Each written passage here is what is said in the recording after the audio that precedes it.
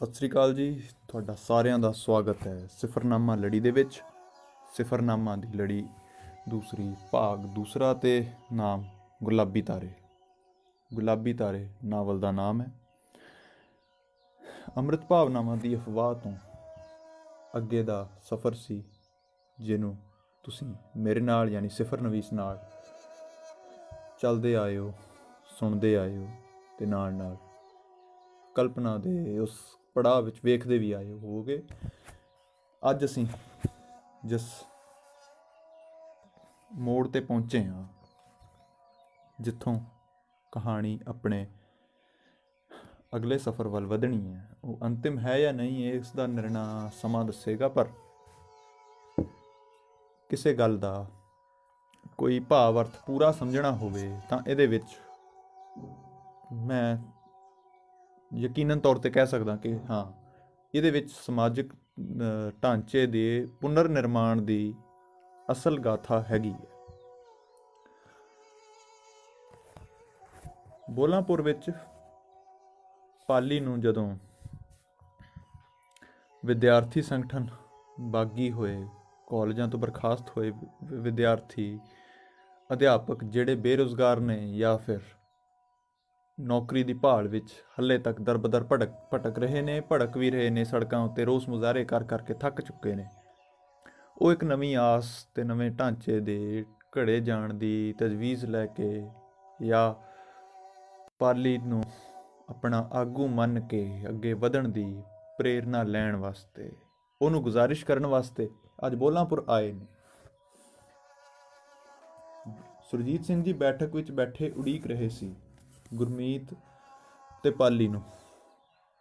ਤਰਨਜੀਤ ਦੀ ਅਗਵਾਈ 'ਚ ਬਾਈਕ ਗੱਡੀਆਂ ਬੋਲਾਂਪੁਰ ਆਈਆਂ। ਸਾਰੇ ਜੀਆਂ ਨੂੰ ਘਰ ਦੇ ਬਾਗ ਵਿੱਚ ਬਿਠਾਇਆ ਗਿਆ। ਪਾਲੀ ਤੇ ਗੁਰਮੀਤ ਘਰ ਪਹੁੰਚੇ ਤੇ ਬਾਹਰ ਗੱਡੀਆਂ ਦੀ ਲੰਬੀਆਂ ਕਤਾਰਾਂ ਵੇਖ ਕੇ ਹੈਰਾਨ ਰਹਿ ਗਏ। ਗੁਰਮੀਤ ਕਹਿਣ ਲੱਗੀ, ਲੱਗਦਾ ਅੱਜ ਕੋਈ ਵੱਡਾ ਖਾਸਾ ਰਾਹ ਉਲੀਕਿਆ ਜਾਊ। ਪਾਲੀ ਕਹਿਣ ਲੱਗਾ, ਹਾਂ ਹੋਏਗਾ ਤਾਂ ਵੱਡਾ ਹੀ, ਜਿਸ ਹਿਸਾਬ ਨਾਲ ਤੁਹਾਡੇ ਮੂਰਖਾਂ ਦੇ ਚਾਲੇ ਨੇ, ਪਰ ਮੇਰੇ ਹੁੰਦਿਆਂ ਉਹ ਨਹੀਂ ਹੋਣਾ ਜੋ ਤੁਹਾਡੇ ਦਿਮਾਗ ਵਿੱਚ ਚੱਲ ਰਿਹਾ।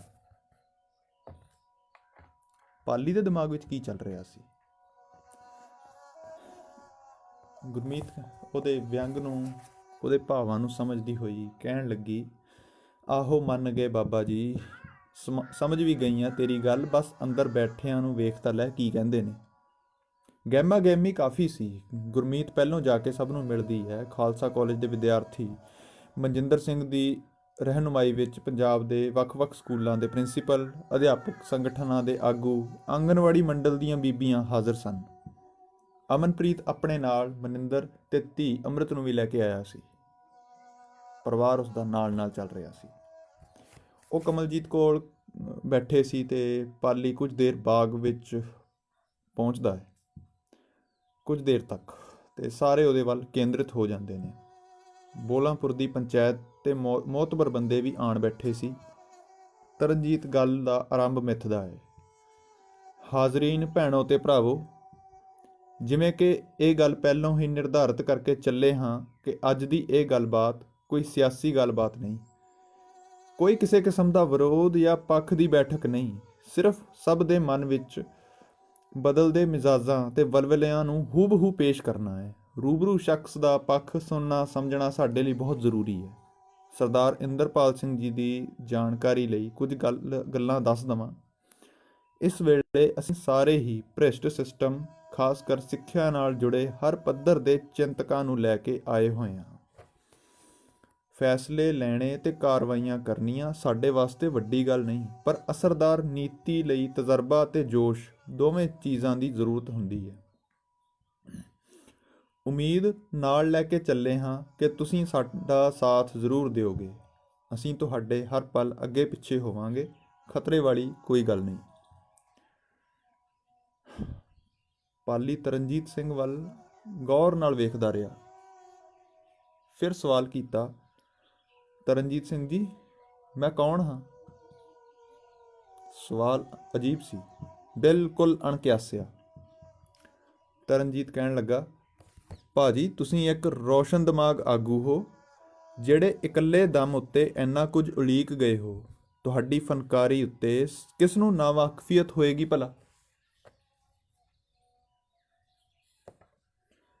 ਇੰਦਰਪਾਲ ਸਿੰਘ ਉਹਨੂੰ ਗੌਰ ਨਾਲ ਵੇਖਦਾ ਹੋਇਆ ਇੱਕ ਅਣਕਿਆਸੇ ਜਿਹੇ, ਇੱਕ ਤਿੱਖੇ ਜਿਹੇ ਸਵਾਲੀਆ ਵਿਅੰਗ ਵਿੱਚ ਇੱਕ ਗੱਲ ਕਹਿੰਦਾ ਕਿ ਇੰਨੇ ਨਾਲ ਕੋਈ ਆਗੂ ਹੋ ਜਾਂਦਾ ਭਲਾ?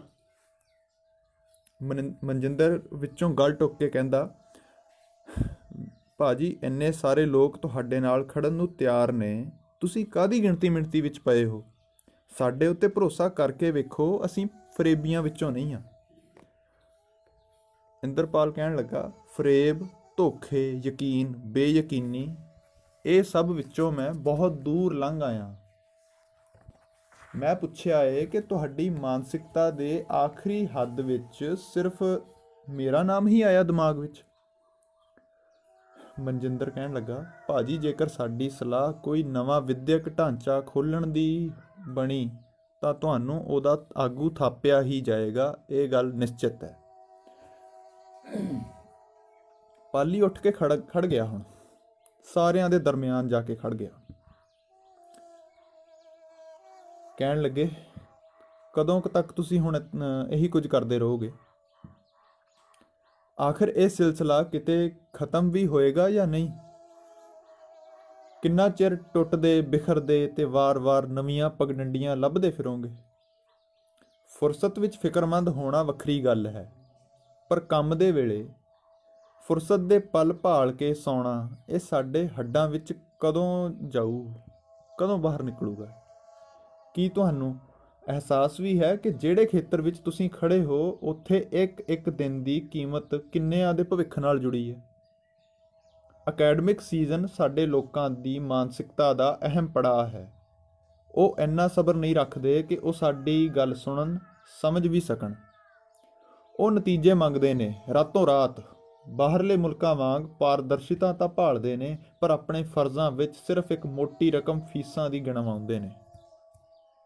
ਇਹਦੇ ਵਿੱਚ ਮੁੱਢਲੀ ਗਲਤੀ ਸਾਡੇ ਸਿਸਟਮ ਦੀ ਹੈ, ਜਿਹਨੇ ਨਿਆਂ ਨਹੀਂ ਕੀਤਾ ਆਪਣੇ ਆਪ ਨਾਲ ਹੀ।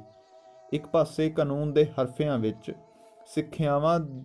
ਸਿੱਖਿਆ ਸੇਵਾਵਾਂ ਨੂੰ ਮੁਫਤ ਦੇਣਾ ਮੁੱਢਲਾ ਕੰਮ ਲਿਖਿਆ, ਉੱਤੋਂ ਸਭ ਕੁਝ ਇੰਨਾ ਧੁੰਦਲਾ ਕਰ ਛੱਡਿਆ ਕਿ ਹੁਣ ਕਿੱਧਰੋਂ ਕੀ ਸ਼ੁਰੂ ਕਰਨਾ, ਇਸ ਬਾਰੇ ਵੀ ਨਵੇਂ ਸਿਰੇ ਉੱਤੋਂ ਸੋਚ ਵਿਚਾਰ ਕਰਨੀ ਪਏਗੀ।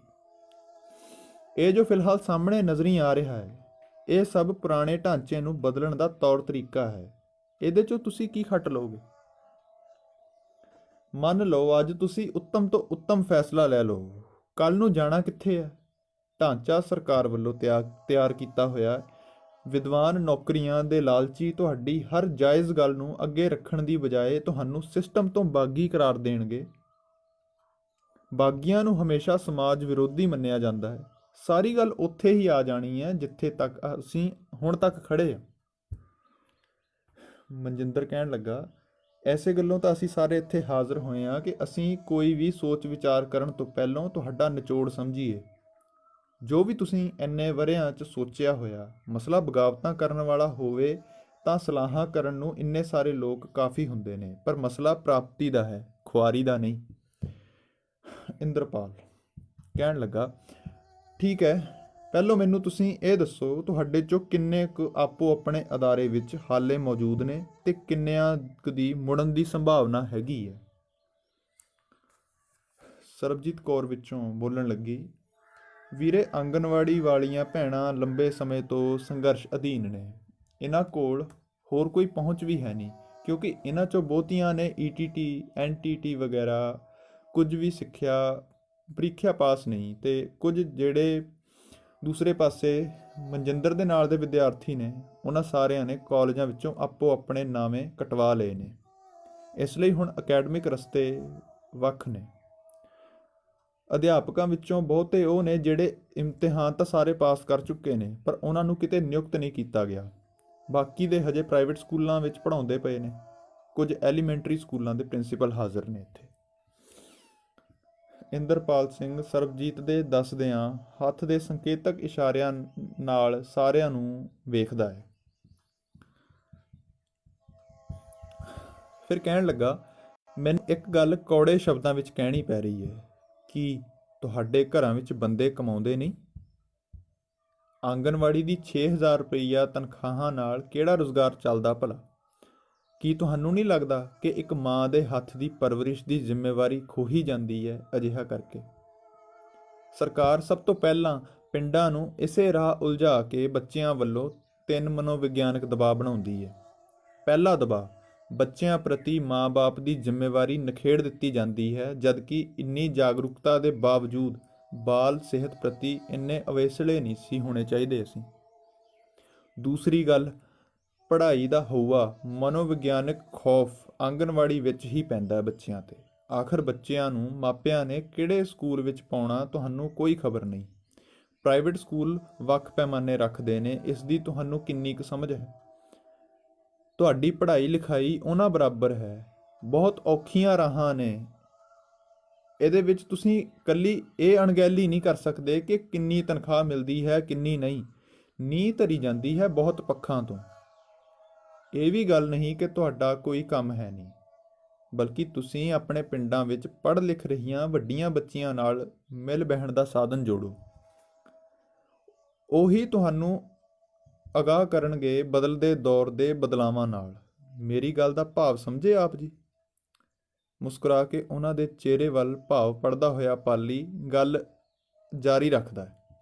ਚਲੋ ਖੈਰ, ਸੁਣਦੇ ਜਾਓ, ਹੌਲੀ ਹੌਲੀ ਹੋਰ ਸਪਸ਼ਟ ਹੋ ਜਾਵੇਗੀ। ਤੀਸਰੀ ਗੱਲ ਮੈਂ ਕਹਿਣ ਜਾ ਰਿਹਾ ਕਿ ਬੱਚਿਆਂ ਅੰਦਰ ਸੁਭਾਵਾਂ ਦੀ ਨਿਕਾਸੀ ਬਹੁਤ ਸੂਖਮ ਢੰਗ ਨਾਲ ਪਹਿਲੇ 5 ਵਰ੍ਹਿਆਂ 'ਚ ਨਾਜ਼ੁਕ ਵਿਸ਼ਾ ਹੁੰਦੀ ਹੈ। ਹੋਰ ਕੁਝ ਕਰ ਸਕੋ ਜਾਂ ਨਾ, ਪਰ ਬੱਚਿਆਂ ਨੂੰ ਪਰਿਵਾਰ ਨਾਲ ਜੋੜਨ ਦੀ ਰਾਹ ਬਣਾ ਕੇ ਰੱਖੋ। ਇਹ ਤੁਹਾਡੇ ਕੋਲੋਂ ਫੇਰ ਹੀ ਸੰਭਵ ਹੋਣਾ ਹੈ ਜੇਕਰ ਤੁਸੀਂ ਖੁਦ ਅਗਲੀਆਂ ਗੱਲਾਂ ਸਮਝਣ ਦੀ ਕੋਸ਼ਿਸ਼ ਕਰੋ ਜਿਹੜੀਆਂ ਕਿ ਬਾਕੀਆਂ ਨੂੰ ਮੈਂ ਹੁਣ ਕਹਿਣ ਜਾ ਰਿਹਾ। ਇਹ ਪਾਲੀ ਦਾ ਆਂਗਣਵਾੜੀ ਵਾਲਿਆਂ ਨੂੰ ਸੰਬੋਧਨ ਸੀ, ਤੇ ਹੁਣ ਇਸ ਤੋਂ ਅੱਗੇ ਜਿਹੜੀ ਬਾਕੀਆਂ ਦੀ ਗੱਲ ਕਹਿਣ ਲੱਗਾ ਹੈ ਉਹਦੇ ਵਿੱਚ ਵਿਸ਼ੇ ਵੰਡ ਕੇ ਗੱਲ ਸਮਝਣ ਵਾਲੀ। ਬਾਕੀਆਂ 'ਚੋਂ ਸਭ ਤੋਂ ਪਹਿਲੇ ਮਨਜਿੰਦਰ ਸਿੰਘ ਜੀ, ਤੁਹਾਡੇ ਸਾਥੀਆਂ ਨੇ ਕਾਲਜ ਕਿਉਂ ਛੱਡੇ ਭਲਾ? ਕੀ ਸਿਕੰਦਰ ਮਹਾਨ ਤੁਹਾਡੇ ਉੱਤੇ ਹਮਲਾਵਰ ਹੋਇਆ ਜਿਹਦੇ ਵਾਸਤੇ ਜੰਗਨਾਮੇ ਤਿਆਰ ਕਰਦੇ ਪਏ ਹੋ, ਜਾਂ ਤੁਹਾਡੇ ਸਮੇਂ ਦੌਰਾਨ ਕੋਈ ਅਰਸਤੂ ਤੁਹਾਡੀ ਸੱਭਿਅਤਾ ਨੂੰ ਖੁਰਦ-ਬੁਰਦ ਕਰਨ ਆ ਰਿਹਾ ਹੈ? ਸਿੱਟਿਆਂ ਤੋਂ ਅਣਜਾਣ ਹੋ? ਨਾਲੇ ਉਸ ਵੇਲੇ ਜਦੋਂ ਤੁਹਾਡੀ ਚੁੱਕੀ ਹਰ ਜਾਇਜ਼ ਆਵਾਜ਼ ਨੂੰ ਵੀ ਬਗਾਵਤ ਦਾ ਨਾਮ ਦੇਣ ਵਾਲੀ ਹਕੂਮਤ ਦਾ ਰਾਜ ਹੋਵੇ, ਉੱਥੇ ਖੁੱਲ੍ਹਮ ਖੁੱਲ੍ਹੇ ਰੂਪ ਵਿੱਚ ਕਿਵੇਂ ਵਿਚਰ ਸਕਦੇ ਹੋ? ਮਨਜਿੰਦਰ ਕਹਿਣ ਲੱਗਾ, ਪਰ ਉੱਥੇ ਹੋਰ ਕੀਤਾ ਵੀ ਕੀ ਜਾ ਸਕਦਾ ਹੈ? ਤੁਸੀਂ ਆਪ ਵੀ ਬਿਲਕੁਲ ਇਨਕਾਰੀ ਹੋ ਕੇ ਚੱਲਦੇ ਆਏ ਹੋ। ਇੰਦਰਪਾਲ ਕਹਿਣ ਲੱਗਾ, ਬਿਲਕੁਲ ਗਲਤ ਮਨਜਿੰਦਰ ਸਿਆਂ, ਤੂੰ ਬਿਲਕੁਲ ਗਲਤ ਸਮਝਿਆ। ਫਿਰ ਕਿੱਤਾ ਕਿਰਸਾਣੀ ਤੇ ਵਪਾਰ ਦਾ ਕਰਦਾ ਸੀ ਮੈਂ। ਕਿਹੜੀ ਡਿਗਰੀ ਦੀ ਮੰਗ ਕੀਤੀ ਮੈਂ? ਕਿੱਤਾ ਮੁਖੀ ਸਮਾਜ ਨੂੰ ਸਿੱਖਿਆ ਮੁਖੀ ਸਮਾਜ ਨੂੰ ਆਖਿਰ ਨਿਖੇੜ ਕੇ ਕਿਉਂ ਨਹੀਂ ਚੱਲਦੇ ਤੁਸੀਂ? ਬਦਲਣ ਵਾਲਾ ਅਸਲ 'ਚ ਹੋਰ ਕੁਝ ਨਹੀਂ, ਸਿਰਫ ਤੁਹਾਡੇ ਦਿਮਾਗਾਂ ਵਿੱਚ ਪੱਕੀ ਹੋਈ ਖਿਚੜੀ ਡੋਲ ਕੇ ਦਿਮਾਗ ਸਾਫ਼ ਕਰਨ ਵਾਲਾ ਹੋਇਆ ਪਿਆ। ਜ਼ਰਾ ਗੌਰ ਨਾਲ ਮਨਜਿੰਦਰ ਸਿੰਘਾ ਗੱਲ ਧਿਆਨ ਨਾਲ ਸਮਝੀ, ਬਾਕੀ ਵੀ ਆਪੋ ਆਪਣੇ ਪੱਧਰ ਉੱਤੇ ਸੋਚਿਓ। ਜੇ ਮੈਂ ਕਹਾਂ ਕਿ ਤੁਸੀਂ ਸੰਭਾਵੀ ਪੀੜ੍ਹੀ ਨੂੰ ਕੀ ਬਣਾਉਣਾ ਕੀ ਨਹੀਂ ਬਣਾਉਣਾ, ਉਸ ਤੋਂ ਪਹਿਲਾਂ ਆਪਣੇ ਟੀਚਿਆਂ ਬਾਰੇ ਦੱਸੋ, ਤਾਂ ਤੁਸੀਂ ਬਿਹਤਰ ਤੋਂ ਬਿਹਤਰ ਕੀ ਸੋਚੋਗੇ? ਟੀਚਿਆਂ ਤੋਂ ਕੀ ਮਤਲਬ ਸਮਝੋਗੇ? ਮਨਜਿੰਦਰ, ਟੀਚਿਆਂ ਤੋਂ ਅਸਲ ਸੰਭਾਵਨਾਵਾਂ ਨਹੀਂ ਨਿਕਲਦੀਆਂ ਵੀਰੇ, ਗੱਲ ਤੇ ਰਾਹਾਂ ਦੀ ਹੁੰਦੀ ਹੈ। ਟੀਚੇ ਮਿੱਥਣ ਨੂੰ ਜਲਦੀ ਉਦੋਂ ਤੱਕ ਨਾਮੁਮਕਿਨ ਹੈ ਜਦੋਂ ਤੱਕ 2 ਤੋਂ ਵੱਧ ਰਾਹਾਂ ਨਾ ਪਤਾ ਹੋਣ। ਇੰਦਰਪਾਲ ਸਿੰਘ ਕਹਿਣ ਲੱਗੇ, ਟਪਲਾ ਖਾ ਗਿਆ ਭੋਲਿਆ, ਸਟੇਟ ਤੁਹਾਨੂੰ ਇੱਕ ਨਹੀਂ 4-5 ਮਸਲੇ ਦਿੰਦੀ ਹੈ ਬਚਪਨ ਵਿੱਚ ਹੀ। ਪਹਿਲਾ ਟੀਚਾ ਉਹ ਜਿਹੜੇ ਸਕੂਲ ਵਿੱਚ ਤੁਸੀਂ ਬੱਚੇ ਨੂੰ ਪੜ੍ਹਾਉਂਦੇ ਹੋ ਉਸ ਦੀ ਅਕੀਦਤ ਕਿਹੜੀ ਹੈ। ਦੂਸਰਾ ਉਹ ਜਿਹੜਾ ਸਕੂਲ ਵੱਲੋਂ ਏਜੰਡਾ ਰੱਖਿਆ ਜਾਂਦਾ ਹੈ। ਤੀਸਰਾ ਟੀਚਾ ਉਹ ਜਿਹੜਾ ਆਲਾ ਦੁਆਲਾ ਤੁਹਾਨੂੰ ਪੇਸ਼ ਕਰਦਾ ਹੈ। ਚੌਥਾ ਟੀਚਾ ਹਾਲਾਤਾਂ ਨਾਲ ਮਿੱਥਿਆ ਜਾਂਦਾ ਹੈ। ਪੰਜਵਾਂ ਟੀਚਾ ਫਿਰਕਾ ਪ੍ਰਸਤੀ ਦਾ ਸਾਡੀਆਂ ਰਗਾਂ 'ਚ ਦੌੜਦਾ ਹੈ, ਜਿਹਨੂੰ ਧੋ ਕੇ ਜਦੋਂ ਤੱਕ ਬਾਹਰ ਕੱਢਦੇ ਹੋ ਉਦੋਂ ਤੱਕ ਸਾਡੀ ਅੱਖ ਮਨੁੱਖਤਾਵਾਦੀ ਨਹੀਂ ਹੋ ਸਕਦੀ। ਕੀ ਤੁਹਾਨੂੰ ਅਹਿਸਾਸ ਹੈ ਕਿ ਤੁਸੀਂ ਕਿੰਨੀ ਵੱਡੀ ਗਲਤੀ ਕਰਦੇ ਪਏ ਹੋ ਅੱਜ ਇੱਥੇ ਆ ਕੇ, ਅਤੇ ਇਸ ਤੋਂ ਅੱਗੇ ਵੀ ਕਿੰਨੀ ਭਾਰੀ ਭੁੱਲ ਕਰੋਗੇ? ਮਨਜਿੰਦਰ ਹੈਰਾਨ ਹੋਇਆ। ਮਨਜਿੰਦਰ ਕਹਿਣ ਲੱਗਾ, ਗਲਤੀ ਕਿਹੜੀ? ਇੰਦਰਪਾਲ ਸਿੰਘ ਹੁਣ ਟਿਕ ਕੇ ਸਾਰਿਆਂ ਵੱਲ ਸੰਬੋਧਿਤ ਹੋ ਕੇ ਬੋਲਦਾ ਹੈ। ਗੌਰ ਨਾਲ ਸੁਣੋ ਹੁਣ ਸਾਰੇ ਭੈਣ ਭਰਾ, ਤੇ ਸਮਝਿਓ ਕੱਲੀ ਕੱਲੀ ਗੱਲ ਨੂੰ। ਮੈਂ ਇੰਦਰਪਾਲ ਸਿੰਘ, ਪੁੱਤਰ ਸਰਦਾਰ ਗੁਰਚਰਨ ਸਿੰਘ ਭਾਵ ਇੱਕ ਬਰਖਾਸਤ ਅਧਿਆਪਕ, ਤੇ ਮੈਂ ਇੱਕ ਸਜ਼ਾ ਪੂਰੀ ਕਰਕੇ ਆਇਆ ਕੈਦੀ।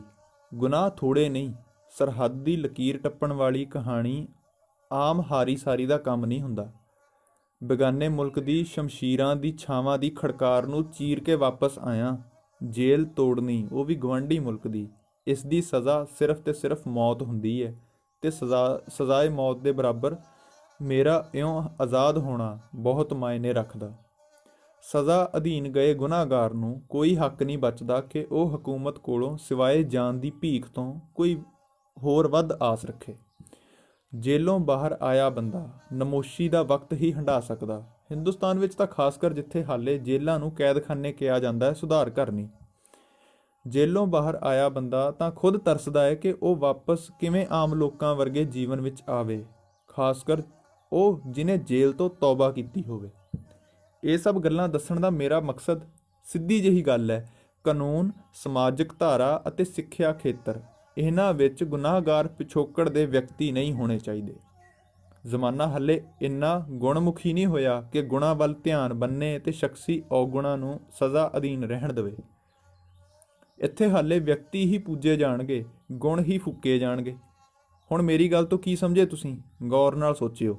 ਜੇ ਹਾਲੇ ਤੁਸੀਂ ਇਹਨੂੰ ਐਵੇਂ ਹੀ ਲੈ ਰਹੇ ਹੋ ਕਿ ਜੇਲ੍ਹ ਵਿੱਚ ਕਿੰਨੇ ਬੇਕਸੂਰ ਕੈਦੀ ਨੇ, ਕਿੰਨੇ ਪੜ੍ਹੇ ਲਿਖੇ ਪਰ ਝੂਠੇ ਮੁਕੱਦਮਿਆਂ ਵਿੱਚ ਅੰਦਰ ਨੇ, ਤਾਂ ਤੁਸੀਂ ਸਾਰਾ ਜ਼ੋਰ ਸਾਰੀ ਉਮਰ ਉਹਨਾਂ ਦੀ ਪੈਰਵੀ ਕਰਦੇ ਲੰਘਾ ਦਿਓਗੇ।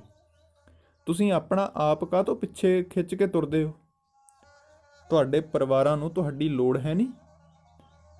ਪੜ੍ਹਾਈ, ਸਮਾਜ ਦਾ ਚਿੰਤਨ ਕਰਨ ਬੈਠੇ ਹੋਏ ਹੋ, ਪਰਿਵਾਰ ਦਾ ਜ਼ਿਕਰ ਬਿਲਕੁਲ ਮਨਫੀ ਹੈ ਤੁਹਾਡੇ ਵਿੱਚੋਂ। ਕਿਉਂ? ਸਭ ਤੋਂ ਅਹਿਮ ਗੱਲ ਇਹੀ ਯਾਦ ਰੱਖੋ ਕਿ ਪਰਿਵਾਰ ਰੂਪੀ ਇਕਾਈ ਦੀ ਹਿਫਾਜ਼ਤ ਵਾਸਤੇ ਹੀ ਸਮਾਜ, ਸ਼ਹਿਰ, ਸੂਬਾ ਤੇ ਮੁਲਕ ਸਥਾਪਿਤ ਹੈ। ਜੇ ਤੁਹਾਡੇ ਵਾਸਤੇ ਤੁਹਾਡੇ ਪਰਿਵਾਰਾਂ ਦੀ ਅਹਿਮੀਅਤ ਨਹੀਂ ਤਾਂ ਸਮਾਜ ਨੂੰ ਕਿਹੜੀ ਦਇਆ ਭਾਵਨਾ ਨਾਲ ਸੰਭਾਲੋਗੇ? ਆਖਰ ਸੰਰਚਨਾ ਨੇ ਸਾਂਭ ਸੰਭਾਲ ਅਖੀਰ ਨੂੰ ਪਰਿਵਾਰ ਉੱਤੇ ਹੀ ਮੁਕਾਉਣੀ ਹੈ। ਤੁਹਾਡੀਆਂ ਸਮੱਸਿਆਵਾਂ ਦਾ ਮੁੱਢ ਕਿੱਧਰ ਹੈ? ਜ਼ਰ ਜੋਰੂ ਤੇ ਜ਼ਮੀਨ ਦਾ ਕਲੇਸ਼ ਫਿਤਰਤੀ ਹੈ, ਕੋਈ ਬਾਹਰੋਂ ਥੋਪਿਆ ਹੋਇਆ ਨਹੀਂ। ਵੱਟ ਦਾ ਰੌਲਾ ਐਵੇਂ ਨਹੀਂ ਸਾਡੇ ਵਿੱਚ ਵੜ ਗਿਆ, ਇਹਦੇ ਪਿੱਛੇ ਸਾਡੀ ਅੰਤਰੀਵੀਂ ਖੌਫ ਸੁਤੇ ਸਿੱਧ ਘਰ ਕੀਤੇ ਹੋਏ ਨੇ। ਕੱਲੇ ਕੱਲੇ ਪਹੁੰਚੇ ਜਿੱਡੇ ਥਾਂ ਪਿੱਛੇ ਲਹੂ ਡੋਲਣ ਦਾ ਸੁਭਾਅ ਪੰਜਾਬੀਆਂ ਦੇ ਸੁਭਾਅ ਦਾ ਹਿੱਸਾ ਆਣ ਬਣਿਆ। ਇੱਥੇ ਕਚਹਿਰੀਆਂ, ਹਕੂਮਤਾਂ ਨੂੰ ਉਦੋਂ ਤੱਕ ਯਾਦ ਨਹੀਂ ਕੀਤਾ ਜਾਂਦਾ ਜਦੋਂ ਤੀਕ ਘਰ ਦੇ ਤੱਪੜ ਰੁਲਣ ਦੀ ਨੌਬਤ ਨਾ ਆ ਜਾਵੇ। ਨਿਆਂਪਾਲਿਕਾ ਦੀ ਗੱਲ ਹੀ ਬਾਹਲੀ ਮਜਬੂਰੀ ਵਿੱਚ ਜੰਮਦੀ ਹੈ। ਫਿਲਹਾਲ ਤਾਂ ਸਾਨੂੰ ਸਭ ਨੂੰ ਪਤਾ ਹੈ, ਪਹਿਲੀ ਬਹਿਸ ਗਾਲ ਕੱਢਣ ਤੋਂ ਸ਼ੁਰੂ ਹੋ ਕੇ ਗਲੇ ਫਾੜਨ ਤੱਕ ਗਏ ਬਗੈਰ ਸਾਡੇ ਹਾਜ਼ਮੇ ਦੀ ਤਾਣੀ ਵਿਗੜੀ ਹੀ ਰਹਿੰਦੀ। ਕੋਰਟ ਕਚਹਿਰੀ ਵਿੱਚ ਬਿਲਕੁਲ ਨਾ ਸਮਝੋ ਕਿ ਇਨਸਾਫ ਮਿਲ ਰਿਹਾ ਹੈ। ਉੱਥੇ ਤਾਂ ਜਾ ਕੇ ਨਿਲਾਮੀ ਹੁੰਦੀ ਹੈ ਕਿ ਕੌਣ ਆਪਣੇ ਪੱਖ ਵਾਸਤੇ ਵੱਧ ਸਰਮਾਇਆ, ਸਿਫਾਰਿਸ਼ ਤੇ ਸਿਆਣਪ ਰੱਖਦਾ ਹੈ। ਧਿਆਨ ਨਾਲ ਸੁਣਿਓ ਮੇਰੇ ਇਸ ਨੁਕਤੇ ਨੂੰ। ਤੁਹਾਡੇ ਤੇ ਕਚਹਿਰੀ ਵਿੱਚ ਫਾਸਲਾ ਤੁਹਾਡੀ ਜ਼ਿੱਦ ਨੇ ਘਰੋਂ ਹੀ ਧਰ ਲਿਆ। ਭਲਾ ਬਾਹਰਲੇ ਸਮਾਜ ਲਈ ਕੀ ਖਰਾ ਖੋਟਾ ਵੰਡਣਾ? ਆਖਰ ਸਾਡੀ ਮਾਨਸਿਕਤਾ ਨਿੱਕੇ ਜਿਹੇ ਨੁਕਤੇ ਵੱਲ ਗੌਰ ਕਿਉਂ ਨਹੀਂ ਕਰਦੀ? ਵਾਰ-ਵਾਰ ਹਰ ਕਿਸੇ ਨੂੰ ਇਹ ਨੁਕਤਾ ਹਰ ਹਾਲ ਬਰਬਾਦ ਕਰਦਾ ਪਿਆ ਹੈ। ਵੱਡੇ ਟੱਬਰਾਂ ਦੇ ਦੌਰ ਵਿੱਚੋਂ ਦੂਰ ਆ ਕੇ ਛੋਟੇ ਟੱਬਰਾਂ ਦੇ ਵਿੱਚ ਜ਼ਮਾਨਾ ਖੜ ਗਿਆ, ਪਰ ਸਾਡੇ ਸਮਝ ਵਿੱਚ ਇਹ ਨਹੀਂ ਆਇਆ ਕਿ ਇਸ ਦੇ ਮਾਇਨੇ ਕੀ।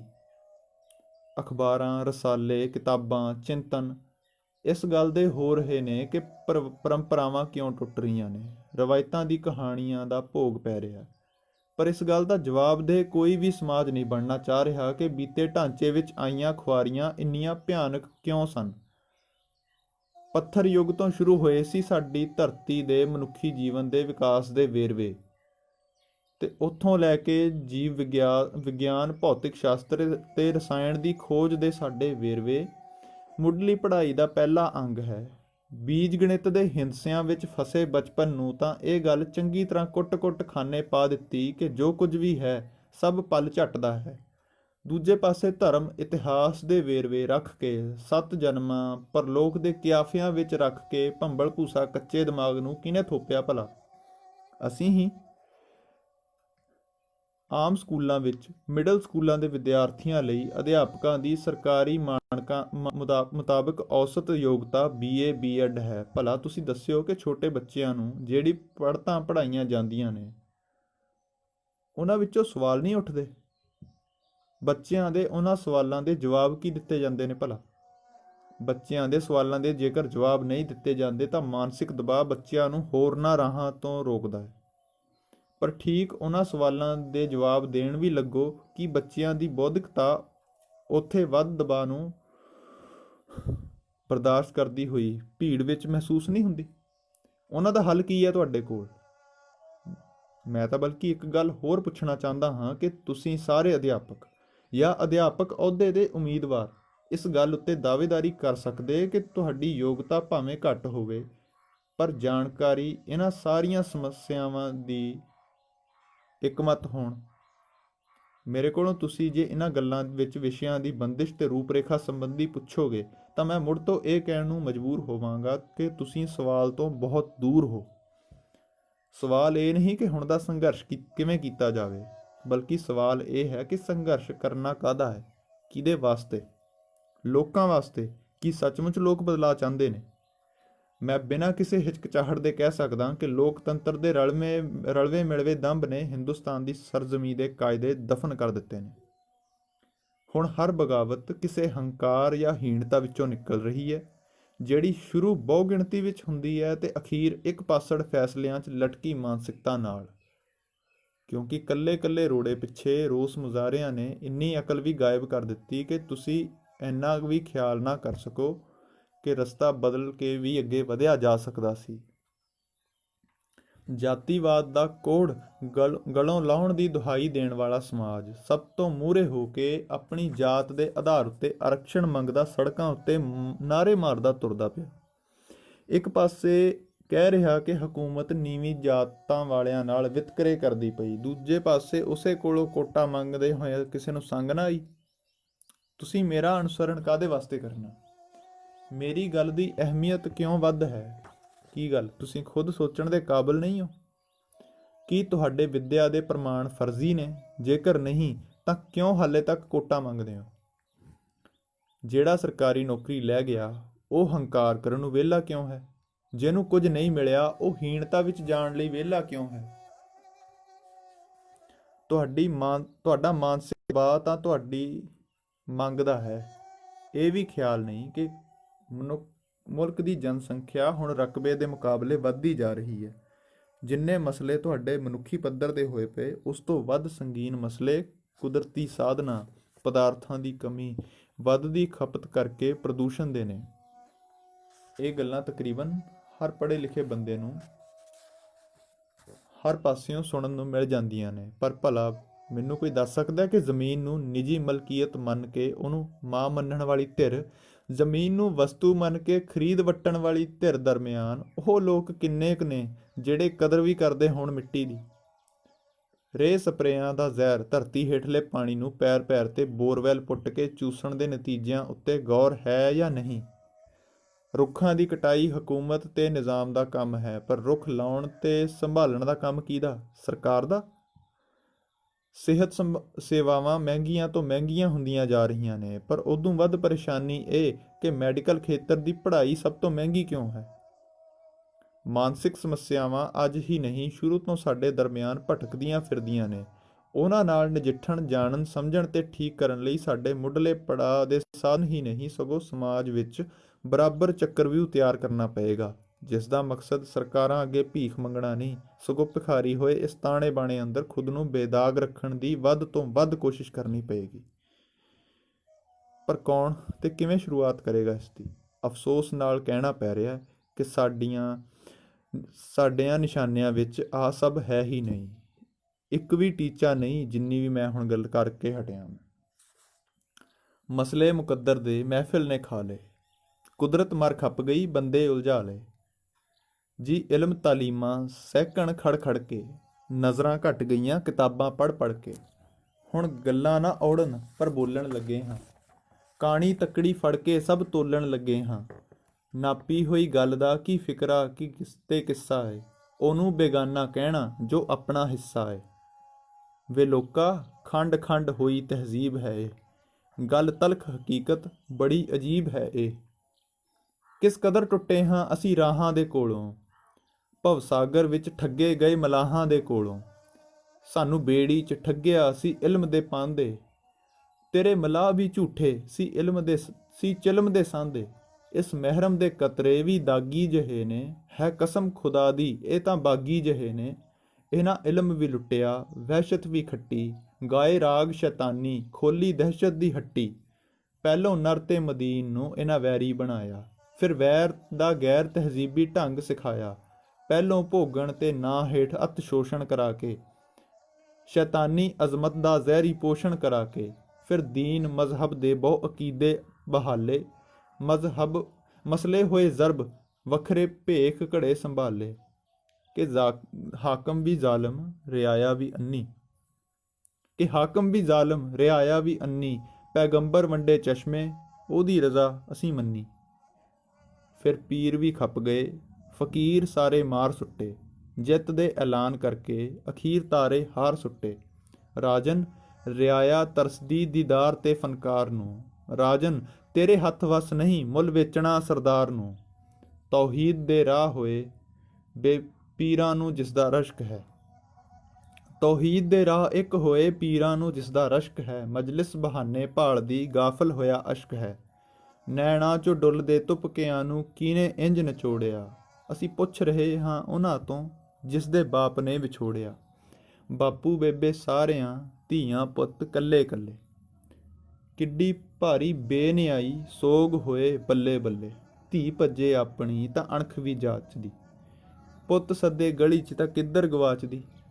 ਇੰਨੇ ਕੁ ਨੇ ਲੇਖ ਸਾਡੇ ਪਿੰਡੋ ਪਿੰਡ ਵੈਰ ਪਏ, ਆਪਣੇ ਕਹਾਉਂਦੇ ਹੁਣ ਲੱਗਦੇ ਨੇ ਗੈਰ ਪਏ। ਗੁੱਜੇ ਜਿਹੇ ਅੱਖਰਾਂ ਨੂੰ ਅਦਬ ਅਦੀਬ ਕਹੇ, ਸਿੱਧੇ ਬੋਲ ਵੰਡਦੇ ਪਏ ਸਾਨੂੰ ਸਲੀਬ ਜਿਹੇ। ਦਰਦਾਂ ਡਾਢੀਆਂ ਭਾਵੇਂ ਪੀੜਾਂ ਵੀ ਉਧਰ ਘੱਟ ਨਾ, ਕੱਚੇ ਰਾਹ ਕਾਂਗਿਆਰੀ ਡੁੱਲਦੀ ਬੰਨੇ ਵੱਟ ਨਾ। ਗਰਜ਼ਾਂ ਵਿੱਚ ਫਰਜ਼ ਗਵਾਚੇ ਰੂਹ ਨੂੰ ਪਹਿਚਾਨਣ ਲੱਗੇ, ਗੂੰਜੇ ਦੋ ਬੋਲ ਵੀ ਉੱਚੇ ਫਿਰ ਮਗਰੋਂ ਜਾਣਨ ਲੱਗੇ। ਪਰ ਲੋਕੋ ਸੱਚ ਮੰਨੋ ਕੋਈ ਸਿਫਰ ਅਦੀਬ ਜੋ ਜਾਣੇ, ਭੁੱਲੇ ਰਾਹ ਆਪਣੇ ਭਾਣੇ ਤਾਂ ਕੋਈ ਮੁੜ ਨਾ ਪਛਾਣੇ। ਇਹੋ ਗੱਲ ਮੰਨਦੇ ਗਲ ਵਕਤ ਪਵਾ ਲੇ, ਮਸਲੇ ਮੁਕੱਦਰ ਦੇ ਮਹਿਫਿਲ ਨੇ ਖਾ ਲੇ। ਕੁਦਰਤ ਮਰ ਖੱਪ ਗਈ ਬੰਦੇ ਉਲਝਾ ਲਏ। ਹੁਣ ਵਿਸ਼ੇ ਵੰਡਣੇ ਨੇ। ਪਹਿਲਾ ਵਿਸ਼ਾ ਧਰਮ ਸ਼ਾਸਤਰ ਤੇ ਵਿਦਾਂਤ। ਅਸੀਂ ਫਿਲਹਾਲ ਪੰਜਾਬ ਦੀ ਧਰਤੀ ਉੱਤੇ ਰਹਿੰਦੇ ਹਾਂ। ਇਹ ਉਹ ਪੰਜਾਬ ਨਹੀਂ ਜਿਹੜਾ ਦਰਿਆਵਾਂ ਤੋਂ ਦਰਿਆਵਾਂ ਦੀ ਸਰਹੱਦਾਂ ਰੱਖਦਾ ਸੀ, ਜਿਹੜਾ ਵੱਖ-ਵੱਖ ਤਹਿਜ਼ੀਬਾਂ ਤੇ ਕਬੀਲਿਆਂ ਦਾ ਮੁਲਕ ਸੀ, ਜਿਸ ਵਿੱਚ ਧਰਤੀ ਹੇਠਲੇ ਸਰੋਤਾਂ ਵਿੱਚ ਤੇ ਧਰਤੀ ਉੱਤੇ ਉਗਦੇ ਪਦਾਰਥਾਂ ਵਿੱਚ ਅੰਮ੍ਰਿਤ ਰਸ ਸੀ। ਇਹ ਉਹ ਪੰਜਾਬ ਵੀ ਨਹੀਂ ਜਿਹੜਾ ਆਜ਼ਾਦ ਭਾਰਤ ਵਿੱਚ ਰੋਹਤਕ ਤੋਂ ਜੰਮੂ ਦੀ ਸਰਹੱਦ ਨਾਲ ਲੱਗਦਾ ਸੀ। ਅਸੀਂ ਅੱਜ ਜਿੱਥੇ ਖੜੇ ਹਾਂ ਇਹ ਭਾਰਤ ਦਾ ਛੋਟਾ ਜਿਹਾ ਸੂਬਾ ਹੈ ਜਿਸ ਦਾ ਨਾਮ ਪੰਜਾਬ ਰੱਖਿਆ ਗਿਆ ਹੈ। ਮੋਹ ਪਿਆਰ ਤੇ ਜਜ਼ਬਾਤ ਹਕੀਕਤ ਤੋਂ ਅੱਖਾਂ ਮੀਚਣ ਦੇ ਆਦੀ ਕਰ ਦਿੰਦੇ ਨੇ। ਤੁਹਾਡੇ ਲਈ ਹੁਣ ਇੰਨਾ ਮੰਨ ਲੈਣਾ ਬਹੁਤ ਜ਼ਰੂਰੀ ਹੈ ਕਿ ਪੰਜਾਬ ਸੂਬਾ ਉਸ ਪੰਜਾਬ ਮੁਲਕ ਦੀ ਤਹਿਜ਼ੀਬ ਨਹੀਂ ਹੈ। ਇਸ ਨੂੰ ਅਜੋਕੇ ਸਮੇਂ ਮੁਤਾਬਕ ਸਮਝੋ, ਜਾਚੋ ਤੇ ਸਿਰਜੋ। ਸਭ ਤੋਂ ਮੁੱਢਲੀ ਸਮੱਸਿਆ ਸਿੱਖਿਆ ਸੰਬੰਧੀ ਇਹੀ ਆਉਂਦੀ ਹੈ ਕਿ ਸਾਡੀ ਧਾਰਮਿਕ ਪਰੰਪਰਾਵਾਂ ਦਾ ਪਾਲਿਆ ਹੋਇਆ ਵਾਤਾਵਰਣ ਸਾਨੂੰ ਸੰਕੀਰਣ ਮਾਨਸਿਕਤਾ ਵਿੱਚੋਂ ਜਿਉਣ ਦਾ ਰਾਹ ਦੱਸਦਾ ਹੈ, ਜਿਹਦੀ ਕਿ ਹੋਂਦ ਵੀ ਹੋਣੀ ਹੈ। ਹਾਲਾਂਕਿ ਇਹ ਗੱਲ ਨਾਮੁਮਕਿਨ ਨਹੀਂ, ਪਰ ਸਕੂਲੀ ਸਿੱਖਿਆ ਦੇ ਮੁੱਢਲੇ 15 ਵਰ੍ਹਿਆਂ ਤੱਕ ਇਤਿਹਾਸ ਨੂੰ ਪਾਠਕ੍ਰਮ ਦਾ ਹਿੱਸਾ ਨਾ ਬਣਾਇਆ ਜਾਵੇ ਤਾਂ ਬਹੁਤ ਚੰਗਾ ਹੋਵੇ, ਕਿਉਂਕਿ ਸਾਹਿਤ ਨਾਲ ਮੋਹ ਪਾਉਣ ਲਈ ਸ਼ੁਰੂਆਤੀ ਵਰ੍ਹੇ ਬਹੁਤ ਅਹਿਮ ਹੁੰਦੇ ਨੇ, ਜਿਸ ਦੌਰਾਨ ਤੁਸੀਂ ਭਾਸ਼ਾਈ ਵਿਸ਼ਾਲਤਾ ਨੂੰ ਗ੍ਰਹਿਣ ਕਰਵਾਉਣ ਉੱਤੇ ਜ਼ੋਰ ਦੇ ਸਕਦੇ ਹੋ। ਪਰ ਖੈਰ, ਹੁਣ ਜਿਹੜਾ ਵਾਤਾਵਰਣ ਬਣਿਆ ਇਹਦੇ ਵਿੱਚ ਹੋਰ ਕੁਝ ਨਾ ਸਹੀ, ਇਹ ਗੱਲ ਲਾਜ਼ਮੀ ਤੌਰ 'ਤੇ ਕਰਨੀ ਪਏਗੀ ਕਿ ਇਤਿਹਾਸ ਨੂੰ ਮਜ਼ਹਬੀ ਚਸ਼ਮੇ ਤੋਂ ਅਲੱਗਾ ਰੱਖ ਕੇ ਸਿਰਫ ਇਤਿਹਾਸ ਵਿਸ਼ੇ ਵਾਂਗ ਪੜ੍ਹਾਇਆ ਜਾਵੇ। ਪੰਜਾਬੀ ਸੱਭਿਆਚਾਰ ਮਹਾਨ ਜਾਂ ਬਹੁਤ ਚੰਗਾ ਜਾਂ ਮਾੜਾ ਦੇ ਰਾਮ ਰੋਲੇ ਤੋਂ ਬੱਚਿਆਂ ਨੂੰ ਘਰਾਂ ਵਿੱਚ ਵੀ ਤੇ ਸਮਾਜ ਵਿੱਚ ਵੀ ਦੂਰ ਰੱਖੋ। ਹਰ ਕਾਲ ਅੰਤਰ ਵਿੱਚ ਸੱਭਿਅਤਾਵਾਂ ਵਿੱਚ ਨਿਗਾਰ ਉਫਾਨ ਆਉਂਦੇ ਜਾਂਦੇ ਰਹੇ ਨੇ। ਅਸੀਂ ਹਾਲੇ ਵਰਤਮਾਨ ਨੂੰ ਵੀ ਬਹੁਤਾ ਚੰਗਾ ਨਹੀਂ ਕਹਿ ਸਕਦੇ। ਇਸ ਲਈ ਬੱਚਿਆਂ ਮੂਹਰੇ ਖੁਦ ਨਾਲ ਇਮਾਨਦਾਰ ਹੋਣਾ ਸਿੱਖੀਏ। ਵੇਦਾਂਤ ਦੀ ਸਿੱਖਿਆ ਕਿਵੇਂ ਸੀ, ਉਸਦੇ ਪੈਮਾਨੇ ਤੇ ਮਾਨਕ ਕੀ ਸਨ, ਇਸ ਦਾ ਤਕਾਜ਼ਾ ਲਾਉਣਾ ਹੱਲੇ ਵਿਦਵਾਨਾਂ ਲਈ ਵਿਚਾਰ ਦਾ ਵਿਸ਼ਾ ਹੈ। ਤਹਿਜ਼ੀਬ ਤੇ ਭਾਸ਼ਾ ਕਿੱਥੋਂ ਕਿਵੇਂ ਹੋਂਦ ਵਿੱਚ ਆਈ, ਇਸ ਸੰਬੰਧੀ ਸੱਚਾਈਆਂ ਵੀ ਹਜੇ ਇੰਨੀਆਂ ਡੂੰਘੀਆਂ ਨੇ ਕਿ ਆਮ ਮਨੌਤਾਂ ਵਾਲਿਆਂ ਨੂੰ ਇਸ ਦੀ ਹਕੀਕਤ ਪਤਾ ਹੀ ਨਹੀਂ, ਜਿਹਦੇ ਕਰਕੇ ਜਾਂ ਤਾਂ ਗਲਤ ਜਾਣਕਾਰੀ ਫੈਲਾਈ ਜਾਂਦੀ ਹੈ, ਨਹੀਂ ਤਾਂ ਸੱਚਾਈ ਤੋਂ ਮੁਨਕਰ ਹੁੰਦੇ ਨੇ। ਬੱਚਿਆਂ ਉੱਤੇ ਇਸ ਗੱਲ ਦਾ ਬੋਝ ਕਿਉਂ ਪਾਉਣਾ ਜੇ ਅਸੀਂ ਆਪ ਸੱਚਾਈ ਕਬੂਲਣ ਜੋਗੇ ਨਹੀਂ। ਕੋਈ ਵੀ ਇਤਿਹਾਸਕ ਘਟਨਾ ਆਮ ਵਰਤਾਰੇ ਵਾਂਗ ਵੇਖਣੀ ਤੇ ਧਾਰਮਿਕ ਨਜ਼ਰੀਏ ਨਾਲ ਵੇਖਣੀ, ਦੋਹਾਂ ਵਿੱਚ ਫਰਕ ਹੁੰਦਾ।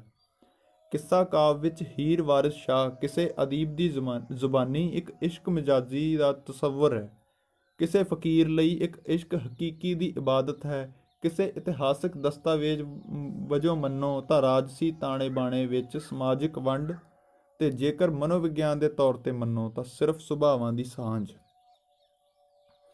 ਤੁਹਾਡਾ ਜ਼ੋਰ ਸਾਰੇ ਦਾ ਸਾਰਾ ਅਦੀਬ ਦੇ ਨਜ਼ਰੀਏ ਦੀ ਪੈਰਵੀ ਕਰਨ ਉੱਤੇ ਲੱਗਿਆ ਹੈ, ਪਰ ਤੁਹਾਡੇ ਕੋਲ ਬੱਚਿਆਂ ਨੂੰ ਇਹ ਸਮਝਾਉਣ ਵਿੱਚ ਹਮੇਸ਼ਾ ਮੁਸ਼ਕਿਲ ਆਉਂਦੀ ਰਹੇਗੀ ਕਿ ਹੀਰ ਦੇ ਘਰ 12 ਸਾਲ ਮੱਝੀਆਂ ਚਰਾਉਣ ਵਾਲਾ ਧੀਦੋ ਚਾਕ ਕਿਸ ਲਿਹਾਜ਼ ਨਾਲ ਸਹੀ ਸੀ। ਇੱਥੋਂ ਤੱਕ ਕਿ ਮਿਰਜ਼ਾ ਸਾਹਿਬਾਂ ਕਿੱਸਾ ਦਸਤਾਵੇਜ਼ੀ ਰੂਪ ਵਿੱਚ ਮੁਕੰਮਲ ਸਹੀ ਆਇਆ ਜਾਂ ਨਹੀਂ, ਇਹ ਗੱਲ ਪਰਾਂ ਰੱਖ ਕੇ ਬੱਚੇ ਜਦੋਂ ਇਹ ਸਵਾਲ ਕਰਦੇ ਨੇ ਕਿ ਸਾਹਿਬਾਂ ਨੂੰ ਉਹਦੇ ਮਾਮੇ ਦੇ ਮੁੰਡੇ ਨਾਲ ਸਾਕ ਕਿਵੇਂ ਹੋਇਆ, ਉਦੋਂ ਮੈਨੂੰ ਨਹੀਂ ਲੱਗਦਾ ਕਿ ਕਦੇ ਬਹੁਤੇ ਅਧਿਆਪਕਾਂ ਨੇ ਇਹ ਪੱਖ ਵੀ ਸਮਝਾਇਆ ਹੋਵੇ ਕਿ ਵਿਆਹ ਰੂਪੀ ਸਮਾਜਿਕ ਰਵਾਇਤ ਵਿੱਚ ਬਹੁਤ ਕੁਝ ਵੱਖ-ਵੱਖ ਸੀ। ਹੁਣ ਰੀਸੋ ਰੀਸ ਰਿਸ਼ਤਿਆਂ ਦੇ ਘਾਣ ਕਰਦੀਆਂ ਘਟਨਾਵਾਂ ਨੇ ਸਮਾਜ ਦਾ ਇਖਲਾਕੀ ਪੱਧਰ ਹੇਠਾਂ ਤੋਂ ਹੇਠ ਸੁੱਟਿਆ ਹੈ। ਯਾਦ ਰਹੇ, ਤੁਹਾਡੀਆਂ ਗੱਲਾਂ, ਫਿਕਰਾਂ, ਤੌਖਲੇ ਉਦੋਂ ਤੱਕ ਜਾਇਜ਼ ਮੰਨੇ ਜਾਣਗੇ ਜਦੋਂ ਤੱਕ ਆਪਣਾ ਕਿਰਦਾਰ ਇਖਲਾਕੀ ਤੇ ਵਿਵਹਾਰਕ ਪੱਖ ਤੋਂ ਉੱਚ ਕੋਟੀ ਦਾ ਰੱਖੋਗੇ। ਹਾਲਾਂਕਿ ਇਹ ਗੱਲ ਨਹੀਂ ਕਿ ਅਸੀਂ ਵਿਚਾਰਾਂ ਦਾ ਮਾਪਦੰਡ ਸਮਾਜਿਕ ਇਲਜ਼ਾਮਾਂ ਉੱਤੇ ਨਿਰਧਾਰਿਤ ਕੀਤਾ ਹੈ, ਪਰ ਸਾਨੂੰ ਵਫਾਦਾਰੀ, ਅਦਬ, ਇਨਸਾਫ ਤੇ ਭਾਵਨਾਤਮਕ ਮਜ਼ਬੂਤੀ ਦਾ ਰਾਹ ਇੱਕਮਤ ਹੋ ਕੇ ਮੰਨਣਾ ਹੀ ਪਏਗਾ। ਵੇਦਾਂਤ ਦੇ ਸਮੇਂ ਅਜੋਕੀ ਸਮੱਸਿਆ ਨਹੀਂ ਸੀ। ਉਦੋਂ ਸੱਭਿਅਤਾਵਾਂ ਦੇ ਟਕਰਾਉਣ ਵਰਗੀ ਕੋਈ ਗੱਲ ਨਹੀਂ ਸੀ। ਜਨਪਦਾਂ ਦੀ ਲੜਾਈ ਵੱਧ ਤੋਂ ਵੱਧ ਸਾਧਨਾਂ ਉੱਤੇ ਕਾਬਜ਼ ਹੋਣ ਦੀ ਸੀ। ਰਾਜੇ ਮਨੁੱਖੀ ਸੰਪਦਾ ਲੁੱਟਦੇ ਨਹੀਂ, ਹਥਿਆਉਂਦੇ ਸੀ, ਜਦਕਿ ਵਿੱਦਿਆ ਦੇ ਸੋਮਿਆਂ ਨੂੰ ਸੁਰੱਖਿਅਤ ਰੱਖਿਆ ਜਾਂਦਾ ਸੀ। ਵਿਦਵਾਨਾਂ ਦੀ ਪ੍ਰਮਾਣਿਕਤਾ ਉਸ ਦੇ ਨਵੀਨ ਸੂਤਰਾਂ ਦੇ ਉਥਾਨ ਤੋਂ ਹੁੰਦੀ ਸੀ। ਪਰ ਅੱਜ ਵਿਦਿਆਰਥੀ ਤੋਂ ਜ਼ਿਆਦਾ ਉਲਝਣ ਸਾਡੇ ਵਾਸਤੇ ਹੈ ਕਿ ਅਸੀਂ ਕਿਸ ਨੂੰ ਮੁੱਖ ਰੱਖੀਏ। ਸਾਡੀ ਸਾਰੀ ਮਾਨਸਿਕਤਾ ਹਰ ਖੇਤਰ ਵਿੱਚ ਪਿਛਾਂਹਮੁਖੀ ਹੋਈ ਪਈ ਹੈ। ਪਹਿਲੋਂ ਕੀ ਹੋਇਆ ਇਸ ਦੇ ਵੇਰਵੇ ਉਲੱਥਿਆਂ ਨੂੰ ਪੜ੍ਹ ਕੇ ਅੱਧੀ ਉਮਰ ਢਲ ਜਾਂਦੀ ਹੈ। ਉਦੋਂ ਬਾਅਦ ਕਰਨ ਵੇਲੇ ਇਹ ਖਿਆਲ ਨਹੀਂ ਰਹਿੰਦਾ ਕਿ ਵਰਤਮਾਨ ਵਿੱਚ ਕਿਹੜੀ ਚੀਜ਼ ਪ੍ਰਮਾਣਿਕ ਹੈ। ਕੇਂਦਰ ਸਰਕਾਰ ਚਾਣਕਿਆ ਨੀਤੀ ਨੂੰ ਮੁੱਖ ਰੱਖ ਕੇ ਚੱਲ ਰਹੀ ਹੋਵੇ ਅਤੇ ਸਾਡੇ ਆਗੂ ਮਨੂ ਸਮ੍ਰਿਤੀ ਨੂੰ ਭੰਡਦੇ ਹੋਏ ਵਕਤ ਤੇ ਊਰਜਾ ਖਪਾ ਰਹੇ ਹੋਣ, ਐਦੋਂ ਵੱਧ ਸਪਸ਼ਟ ਉਦਾਹਰਣ ਕਿੱਥੋਂ ਮਿਲਣੀ ਹੈ ਭਲਾ। ਹਾਲੇ ਗੱਲ ਬੱਚਿਆਂ ਤੇ ਅਧਿਆਪਨ ਖੇਤਰ ਦੇ ਟੀਚਿਆਂ ਸੰਬੰਧੀ ਕਰਦੇ ਹੋਏ ਪਹਿਲਾ ਵਿਸ਼ਾ ਛੇੜਿਆ, ਉਹਦੇ ਵਿੱਚ ਹੀ ਦੇਖ ਲਓ ਇੰਨਾ ਵੱਡਾ ਪਾੜਾ। ਸਨਾਤਨ ਮਤ ਵੇਦਾਂਤ ਤੋਂ ਸਮ੍ਰਿਤੀਆਂ ਦੇ ਸਫ਼ਰ ਦੇ ਸਮੂਹ ਦੀ ਸਮਾਜਿਕ ਧਾਰਾ ਹੈ। ਸੂਫੀਅਤ ਇੱਕ ਮੁਕੰਮਲ ਵਿਚਾਰਧਾਰਾ ਹੈ ਜਿਸ ਦਾ ਅਕੀਦਾ ਅਦਵੈਤ ਨੂੰ ਹਾਜ਼ਰ ਮੰਨਣਾ ਹੈ। ਪਰ ਅਫਸੋਸ ਕਿ ਸਾਡੇ ਦਰਮਿਆਨ ਦਵੈਤ ਦੀ ਭਾਵਨਾ ਨਾਲ ਭਰੇ ਰੱਬ ਨੇ ਅਜਿਹਾ ਘਰ ਕੀਤਾ ਕਿ ਅਸੀਂ ਸਮਾਜ ਨੂੰ ਕਿਸੇ ਗੈਬੀ ਤਾਕਤ ਦੀ ਕਠਪੁਤਲੀ ਬਣਾ ਕੇ ਛੱਡਤਾ। ਡਰ ਵਜੋਂ ਪ੍ਰਸਾਰਿਤ ਹੋਈ ਮਾਨਸਿਕਤਾ ਨੂੰ ਸਾਡੇ ਅੰਦਰ ਇੰਨਾ ਸਮਾ ਦਿੱਤਾ ਗਿਆ ਕਿ ਅਸੀਂ ਨਿਖੇੜ ਹੀ ਨਹੀਂ ਸਕਦੇ। ਪੀੜ੍ਹੀ ਦਰ ਪੀੜ੍ਹੀ ਭਾਰ ਅੱਗੇ ਵੱਧਦਾ ਜਾ ਰਿਹਾ ਹੈ। ਇਹਨਾਂ ਗੱਲਾਂ ਬਾਰੇ ਇਸ ਤੋਂ ਵੱਧ ਮੈਂ ਨਹੀਂ ਕਹਿਣਾ ਚਾਹੁੰਦਾ, ਕਿਉਂਕਿ ਤੁਹਾਡਾ ਹਰ ਇੱਕ ਦਾ ਆਪਣਾ ਅਕੀਦਾ ਹੈ, ਆਪਣੀ ਧਾਰਨਾ ਹੈ। ਪਰ ਖੁਦ ਜ਼ਰੂਰ ਸੋਚਿਓ ਕਿ ਜੇ ਭਵਿੱਖ ਨੂੰ ਉਲਝਣਾਂ ਵਿੱਚੋਂ ਸੁਰੱਖਿਅਤ ਰੱਖਣਾ ਹੈ, ਫਿਰ ਸਾਹਮਣੇ ਮੌਜੂਦ ਹਰ ਇੱਕ ਗੱਲ ਨੂੰ ਉਲਟਾ ਕੇ ਦੇਖਣਾ ਪਏਗਾ। ਸਮੱਸਿਆਵਾਂ ਇੰਨੀਆਂ ਪੇਚੀਦਾ ਨਹੀਂ ਨੇ ਜਿੰਨੀਆਂ ਸਾਡੀਆਂ ਜ਼ਿੱਦਾਂ ਸੰਗੀਨ ਨੇ। ਹਾਲੇ ਖੁਦਾਵੰਦ ਨੇ ਤੁਹਾਨੂੰ ਪ੍ਰਗਟ ਹੋ ਕੇ ਵਰਦਾਨ ਨਹੀਂ ਦਿੱਤਾ ਕਿ ਬੰਦਿਆ ਦਿਮਾਗ ਬੰਦ ਕਰ ਲੈ। ਇਸ ਲਈ ਹੱਲੇ ਖੁੱਲ੍ਹ ਕੇ ਸੋਚ ਲਓ, ਸਮਝੋ, ਵਿਚਾਰੋ। ਸ਼ਖਸੀਅਤ ਨਿਰਮਾਣ ਦੇ ਪੈਮਾਨੇ ਜੇਕਰ ਸਦਾਚਾਰ ਵਿੱਚੋਂ ਲੰਘਦੇ ਨੇ ਤਾਂ ਸਾਨੂੰ ਯਕੀਨਨ ਸਮਝਣਾ ਪਏਗਾ ਕਿ ਧਰਮ ਗ੍ਰੰਥ, ਫਿਰਕਾ ਪ੍ਰਸਤੀ ਦੋ ਵੱਖਰੀਆਂ ਗੱਲਾਂ ਨੇ ਤੇ ਸਾਨੂੰ ਇਹਨਾਂ ਦੇ ਝਗੜੇ ਵਿੱਚੋਂ ਜਲਦ ਤੋਂ ਜਲਦ ਛੁਟਕਾਰਾ ਪਾਉਣਾ ਹੈ। ਇੱਕ ਗੱਲ ਦਾ ਖਿਆਲ ਰੱਖਿਓ, ਇਹ ਸਿਰਫ ਸਕੂਲੀ ਸਿੱਖਿਆ ਦਾ ਮਸਲਾ ਨਹੀਂ, ਬਿਲਕੁਲ ਨਹੀਂ। ਇਹ ਕਿਸੇ ਵੀ ਕੀਮਤ ਉੱਤੇ ਨਹੀਂ, ਸਗੋਂ ਸਾਨੂੰ ਮਾਹੌਲ ਸੁਖਾਵਾਂ ਸਿਰਜਣ ਦੀ ਲੋੜ ਹੈ ਜਿੱਥੇ ਹਰ ਤਰ੍ਹਾਂ ਦੀ ਵਿਚਾਰਧਾਰਾ ਨੂੰ ਸਾਹਮਣੇ ਰੱਖਿਆ ਜਾਵੇ।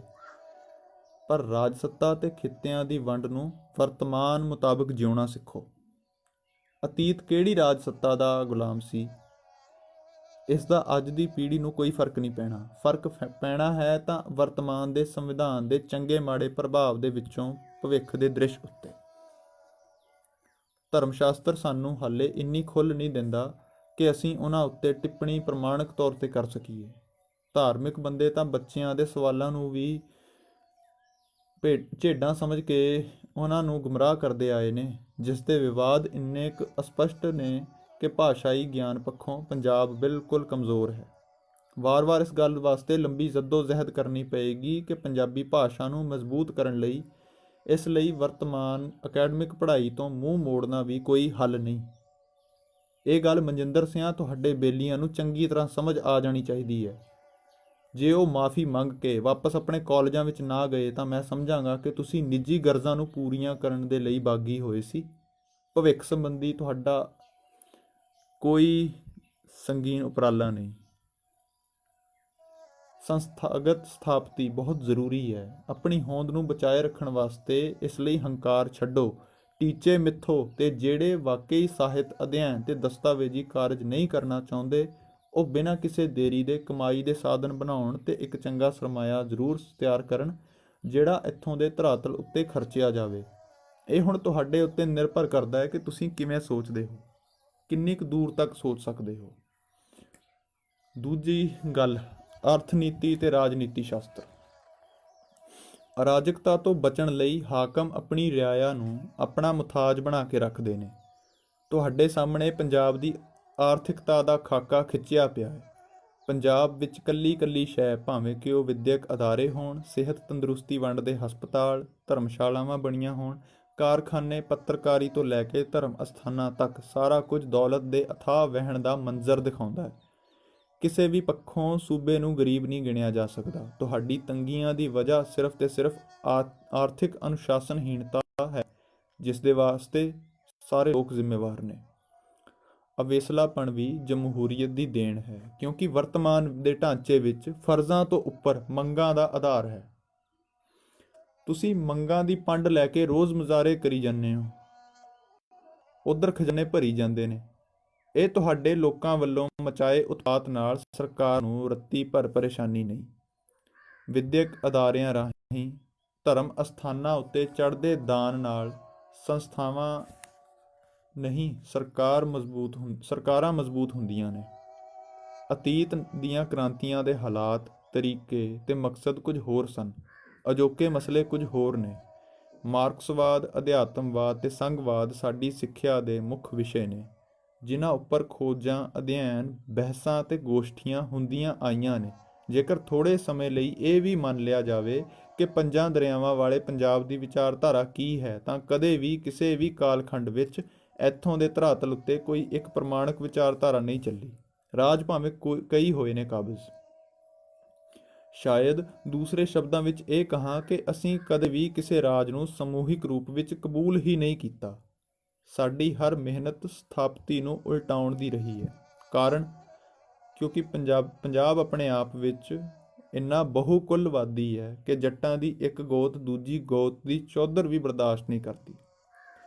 ਇੱਥੇ ਦਾ ਜ਼ੋਰ ਸੁੱਖ ਮਾਣਨ ਦਾ ਹੈ, ਦੁੱਖਾਂ ਵਿੱਚੋਂ ਨਿਕਲਣ ਦਾ ਨਹੀਂ। ਇਹੀ ਵਜ੍ਹਾ ਹੈ ਜਮਹੂਰੀਅਤ ਸਮਾਜ ਅੰਦਰ ਅਵੇਸਲੇਪਣ ਦਾ ਕੋਹੜ ਲੈ ਬੈਠੀ ਹੈ। ਕਿਰਤੀਆਂ ਨੂੰ ਬੁਰੇ ਹਾਲ ਚੂਸਿਆ ਜਾ ਰਿਹਾ ਹੈ। ਉਹ ਕੋਈ ਹੋਰ ਰਾਹ ਵੀ ਨਹੀਂ ਲੱਭ ਸਕਦੇ ਤੇ ਤੁਹਾਡੇ ਮਕਸਦ ਸਿਰਫ ਆਪਣੀ ਗਰਜ਼ਾਂ ਤੱਕ ਸੀਮਤ ਹੋਣ ਕਾਰਨ ਖਲਾ ਵੱਧਦੇ ਗਏ ਨੇ। ਅੱਜ ਵਾਲੀ ਗੰਭੀਰ ਹਾਲਤ ਦੇ ਜ਼ਿੰਮੇਵਾਰ ਬਣ ਨਿੱਤਰੇ ਨੇ। ਸਮਾਜ ਵਿੱਚ ਬਹੁਤਾਤ ਮਸਲੇ ਸਾਡੇ ਵੱਸੋਂ ਬਾਹਰ ਆਹਰਾਂ ਕਰਕੇ ਵਧੇ ਹੋਏ ਨੇ। ਨਿੱਜੀ ਸਮੱਸਿਆ ਨੂੰ ਸਮੂਹਿਕ ਫਸਾਦ ਬਣਾਇਆ ਜਾਂਦਾ ਹੈ, ਪਰ ਆਪਣੇ ਵਜੂਦ ਦੀ ਅਣਹੋਂਦ ਭਰੀ ਸਮਾਜਿਕ ਮੁਸ਼ਕਲਾਂ ਨੂੰ ਨਿੱਜੀ ਗਰਜ਼ਾਂ ਦਾ ਰੌਲਾ ਪਾ ਕੇ ਲੋਕ ਅਕਲ ਵਿਹੂਣੇ ਕਮਲੇ ਕੀਤੇ ਹੋਏ ਨੇ। ਇਸ ਲਈ ਸਿਆਸਤਾਂ ਦੇ ਰਾਹਾਂ ਵਿੱਚ, ਕਾਨੂੰਨੀ ਖੇਤਰਾਂ ਵਿੱਚ ਪੰਜਾਬ ਦੇ ਨੌਜਵਾਨਾਂ ਦੀ ਘਾਟ ਬਹੁਤ ਰੜਕਦੀ ਹੈ। ਇੱਥੇ ਫਿਰਕਾ ਪ੍ਰਸਤੀ ਦੀ ਸੋਚ ਅਤੇ ਸਮੁੱਚੇ ਸਮਾਜ ਦੇ ਉਥਾਨ ਵਿੱਚ ਸੋਚ ਰੱਖਣ ਵਾਲਿਆਂ ਦੀ ਸਥਾਪਤੀ ਦੀ ਸੋਚ ਅੱਗੇ ਵਧਾਉਣ ਵਾਲਿਆਂ ਦੀ ਕਮੀ ਹੀ ਸਾਰੀ ਸਮੱਸਿਆ ਦੀ ਮੁੱਖ ਜੜ ਹੈ। ਜਿਨ੍ਹਾਂ ਨੇ ਯੂਨੀਵਰਸਿਟੀ ਦੇ ਇਲੈਕਸ਼ਨਾਂ ਵਿੱਚ ਖੜਨਾ ਹੈ, ਜਿਨ੍ਹਾਂ ਨੇ ਨਵੇਂ ਸਿਰੇ ਤੋਂ ਕੋਈ ਲੜੀ ਤੋਰਨੀ ਹੈ, ਯਕੀਨੀ ਤੌਰ ਤੇ ਪਾਰਟੀਆਂ ਨੂੰ ਆਪਣੇ ਤੋਂ ਅਲੱਗਾ ਰੱਖ ਕੇ ਇਕਜੁੱਟ ਹੋਣ।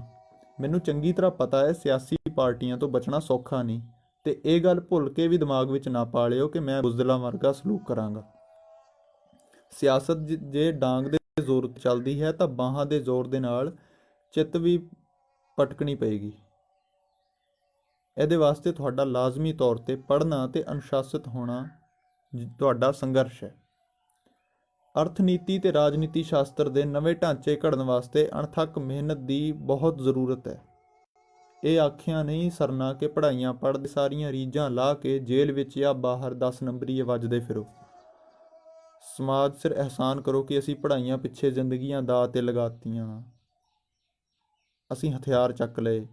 ਸਾਡੇ ਆਮ ਘਰਾਂ ਵਿੱਚ ਮਾਪਿਆਂ ਨੂੰ ਸੱਚੀ ਇਸ ਸਭ ਦੀ ਜਾਣਕਾਰੀ ਨਹੀਂ ਹੈ। ਉਹਨਾਂ ਭਾਣੇ ਕਾਲਜਾਂ ਤੋਂ ਅੱਗੇ ਟਾਈ ਕੋਟ ਉੱਤੇ ਸ਼ਨੈਲਾਂ ਛਿੜਕ ਕੇ ਕੁਰਸੀਆਂ ਉੱਤੇ ਹੀ ਪੁੱਤਰ ਬਹਿਣਗੇ।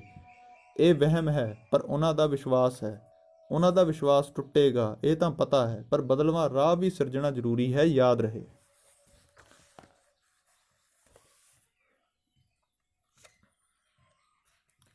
ਤੀਜਾ ਮਸਲਾ, ਖੇਡਾਂ ਤੇ ਵਾਤਾਵਰਣ ਸੰਭਾਲ। ਵਾਰ-ਵਾਰ ਸਾਡੀਆਂ ਉਲਝਣਾਂ ਦਾ ਘੇਰਾ ਇੱਕੋ ਇੱਕ ਕਾਰਕ ਕਰਕੇ ਪਰੇਸ਼ਾਨ ਹੈ। ਉਹ ਹੈ ਸਾਡੀ ਨੌਜਵਾਨੀ ਦੇ ਘੇਰੇ ਵਿੱਚ ਨਸ਼ੇ ਤੇ ਗੈਰ ਅਖਲਾਕੀ ਮਾਹੌਲ, ਜਿਹੜਾ ਗੀਤ ਕਵਿਤ ਧਰਮ ਅਸਥਾਨਾਂ ਤੇ ਧਾਰਮਿਕ ਰਹੁ ਰੀਤਾਂ ਦੀ ਆੜ ਵਿੱਚ ਵੱਧਦਾ ਫੁੱਲਦਾ ਵੀ ਆਇਆ, ਤੇ ਖੇਡਾਂ ਦੇ ਨਾਮ ਹੇਠ ਨਸ਼ਿਆਂ ਦੀ ਭਰਮਾਰ ਸਾਡੀ ਨੌਜਵਾਨੀ ਨੂੰ ਸਰੀਰਕ ਮਾਨਸਿਕ ਰੋਗੀ ਬਣਾ ਗਈ। ਪਿੰਡਾਂ ਦੀ ਗੁੰਡਾਗਰਦ ਪੰਚਾਇਤਾਂ ਜਿਹੜੀਆਂ ਅੱਜ ਵੀ ਆਪਣੀ ਜ਼ਿੱਦ ਨਹੀਂ ਛੱਡਦੀਆਂ ਅਤੇ ਗੁਨਾਹ ਕਬੂਲਣ ਨੂੰ ਕੋਈ ਵੀ ਤਿਆਰ ਨਹੀਂ ਕਿ ਡਰੱਗ ਮਾਫੀਆ ਪਿੰਡ ਪੱਧਰ ਉੱਤੇ ਪੁਲਿਸ ਦੀ ਮਿਲੀ ਭੁਗਤ ਸਿਰਫ ਇਸ ਲਈ ਹਾਸਲ ਕਰਦਾ ਹੈ ਕਿਉਂਕਿ ਆਸਰਾ ਪੰਚਾਇਤਾਂ ਦਾ ਹੈ। ਮੁਲਕ ਦੀ ਸਰਹੱਦਾਂ ਦੇ ਰਾਖੇ ਫੌਜੀ ਵੀਰ ਅੱਜ ਤੱਕ ਠੇਕਿਆਂ ਦੀ ਗਿਣਤੀ ਘੱਟ ਕਰਵਾਉਣ ਦੀ ਅਪੀਲ ਤੱਕ ਨਹੀਂ ਕਰ ਸਕੇ, ਜਦਕਿ ਇੱਕ ਰੈਂਕ ਇੱਕ ਪੈਨਸ਼ਨ ਦੇ ਬਵਾਹ ਵਿੱਚ ਇਹਨਾਂ ਦੀ ਮੰਗ ਸ਼ਰਾਬ ਦੇ ਕੋਟੇ ਵਿੱਚ ਸ਼ਰਾਬ ਦੀ ਬੋਤਲਾਂ ਵਧਾਉਣ ਦੀ ਵੀ ਸਰਮੌਰ ਰਹੀ ਹੈ। ਹਰ ਗੱਲ ਹੁਣ ਗੈਰ ਜ਼ਿੰਮੇਵਾਰੀ ਦੇ ਘੇਰੇ ਵਿੱਚ ਨਹੀਂ ਰੱਖੀ ਜਾ ਸਕਦੀ। ਇਹ ਗੱਲਾਂ ਸਾਜ਼ਿਸ਼ ਦੀ ਗਿਣਤੀ ਵਿੱਚ ਗਿਣੀਆਂ ਜਾਣਗੀਆਂ, ਅਸੀਂ ਭਾਵੇਂ ਲੱਖ ਅੱਖਾਂ ਮੀਟੀਏ।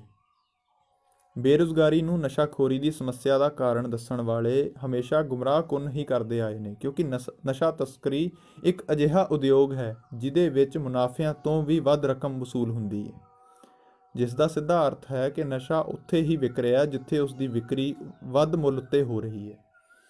ਸੌਖੀਆਂ ਗੱਲਾਂ ਨਹੀਂ ਬਰਦਾਸ਼ਤ ਕਰਨ ਨੂੰ, ਪਰ ਜੇ ਸੱਚ ਕਬੂਲੀਏ ਤਾਂ ਬਹੁਤ ਸਪਸ਼ਟ ਦਿਸਦੇ ਤੱਥ ਨੇ ਇਹ। ਸਾਡੇ ਸਾਹਿਤ ਵਿੱਚ ਸ਼ੁੱਧੀਕਰਨ ਹੋਣਾ ਨਾਮੁਮਕਿਨ ਹੈ।